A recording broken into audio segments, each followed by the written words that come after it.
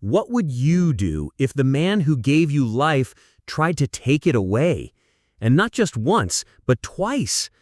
This is the story of how my own father tried to murder me for my money, and the dangerous game I played to expose his terrifying secret. Before we get into the most harrowing experience of my life, do me a favor.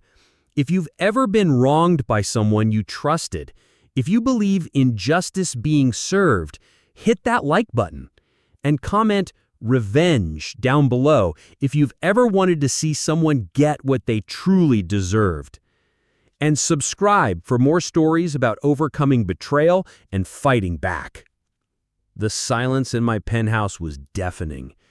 Outside the floor-to-ceiling windows, the Seattle skyline glittered, a promise of a life I'd earned. At 32, after selling my AI security startup for 8 figures, I had it all. Money in the bank, freedom, a future wide open. Lucas Croft had made it. But all that success felt like a beautifully wrapped empty box.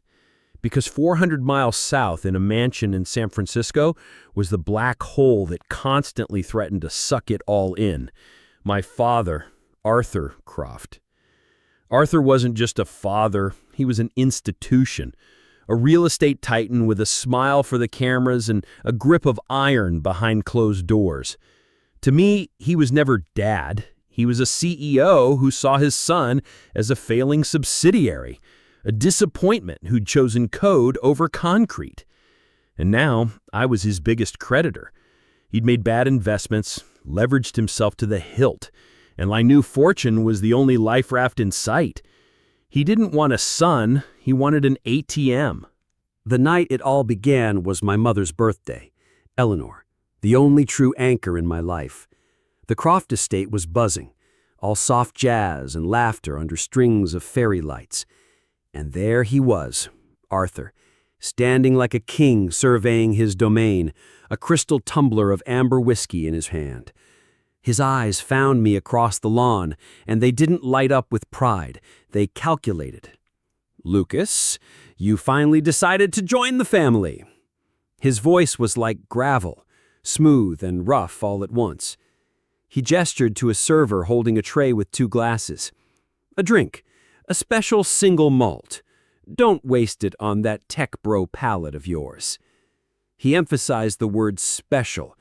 It hung in the air, cold and wrong. The glass felt heavy in my hand. To keep the peace, for my mother's sake, I took a sip.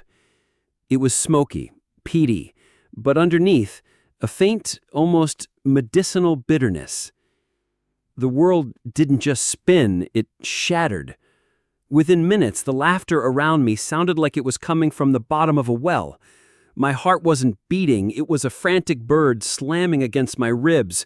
I gasped for air, my vision tunneling until the only thing I could see was my father's face, watching me, a faint, cold smile playing on his lips as the floor rushed up to meet me.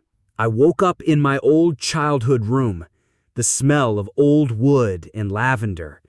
My mother was clutching my hand, her eyes raw and terrified. "Lucas, thank God. You collapsed. Arthur said you'd had too much to drink." My throat was sandpaper.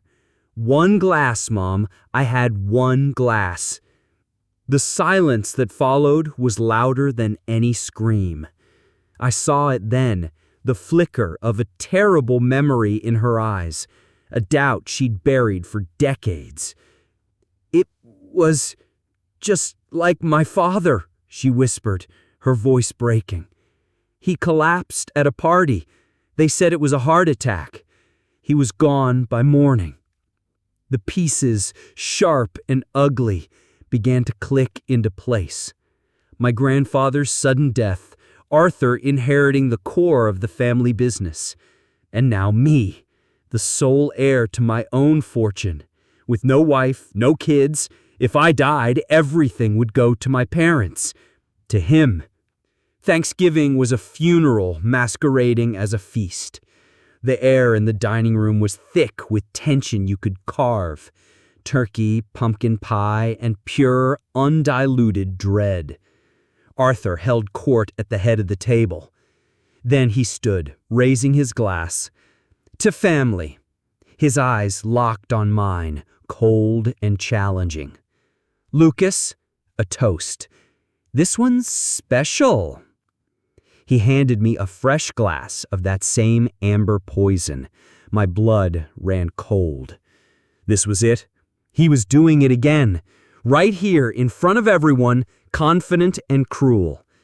My mind raced. I couldn't refuse. That would warn him. I had to be smarter. As I reached for the glass, I fumbled my napkin. "Oh, clumsy me," I muttered, bending down under the table. It took half a second, a quick, desperate switch of my glass with the one he just set down beside his plate. My heart was a jackhammer. I straightened up, holding his glass now, the one meant for me. I didn't drink. I just watched him. He raised his own glass, my glass, and took a long, triumphant swallow. He turned to make a joke to my uncle. I waited, every second stretching into an eternity. 10 minutes. 20. Nothing. Had I imagined it all? Was I just paranoid? Then his laugh cut off mid-chuckle. A sharp, wet gasp. His hand flew to his chest, his face turning a horrifying shade of gray. His eyes, wide with a panic so profound it was almost childlike, found mine. In that moment, he knew. He knew exactly what he had just drunk. He slumped forward, crashing onto the table, sending china and crystal flying. The room erupted. Screams, calls for 911, my mother sobbing, and through it all I stood frozen, watching the paramedics work on him. I felt no victory, only a horrifying, soul-crushing certainty.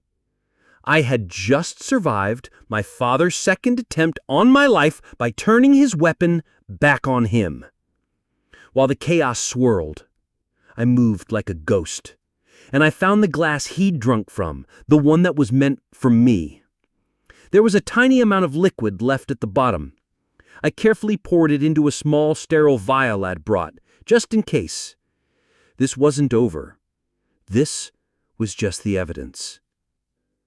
The lab results came back 3 days later. A synthetic compound. A potent, fast-acting sedative that mimics a heart attack. Undetectable in a standard autopsy without specifically looking for it. Proof. Cold, hard, and terrifying. Confronting him in his study a week later was the hardest thing I've ever done. He was weaker, paler, but his eyes were still sharp. I placed the lab report on his desk. Explain. He blustered, denied, called me crazy, but I didn't flinch. I switched the glasses, Arthur. You didn't have a heart attack. You drank your own poison. The facade crumbled.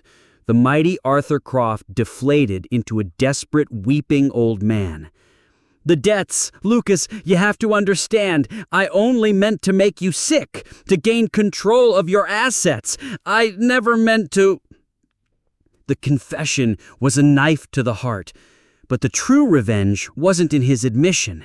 It was in what happened next. My mother, Eleanor, stepped out from the hallway where she'd been listening. Her face was pale, but her eyes held a fire I'd never seen before. "It was you," she whispered, her voice steady and cold.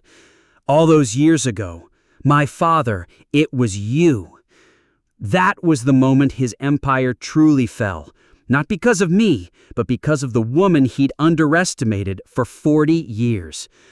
Together we became allies in justice. We found my grandfather's old journal hidden in a safe, detailing his own suspicions of Arthur. We had his body exhumed.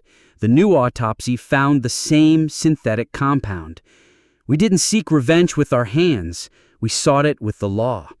We built an unassailable case. Fraud, forgery, attempted murder. And for my grandfather, murder in the first degree. The courtroom was dead silent the day the verdict was read. Guilty on all counts. As they led him away in handcuffs, he didn't look at me. he looked at my mother, and in her gaze he found no mercy, no love, no weakness. Only the cold, satisfying glare of justice finally served. The revenge wasn't a moment of violence. It was the sound of the cell door closing. It was watching the public spectacle of his downfall splashed across every newspaper. It was the quiet peace that settled over my mother's new home, where she tends her garden free from his shadow. The revenge was reclaiming our lives and ensuring the monster who tried to end them would never see the light of day again. The emotional release wasn't a shout of triumph. It was a deep, shuddering breath of air after being trapped underwater for a lifetime. We like to think monsters are strangers in dark alleys, but sometimes they sit at the head of the table and toast to your health.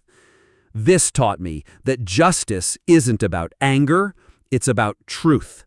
It's about having the courage to look at a terrible reality and say, "No more." And sometimes the most satisfying revenge is simply living a happy, free life, knowing you stopped the cycle of poison.